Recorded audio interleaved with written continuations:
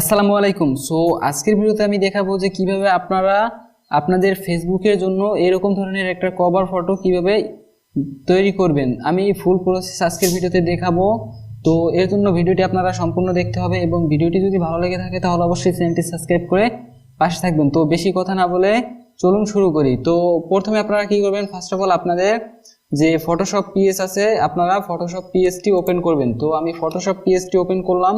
তো ওপেন করার পর আপনাদের কি করতে হবে, আপনাদের একটা নিউ ডকুমেন্ট বা নিতে হবে। তো নিউ ফাইল নিতে হবে। তো এখানে আপনারা কি করবেন, কন্ট্রোল+N ক্লিক করলে আপনাদের একটা নিউ ডকুমেন্ট ওপেন হবে। তো আপনারা সেভাবেও পারেন, অথবা আপনি এখানে দেখতে পাচ্ছেন একটা ফাইল লেখা আছে উপরে বারে, এখানে ফাইলে ক্লিক করে এখানে নিউতে ক্লিক করলেও হবে।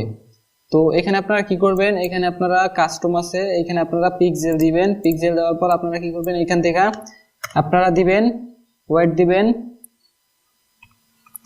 820 এবং আপনারা হাইট দিবেন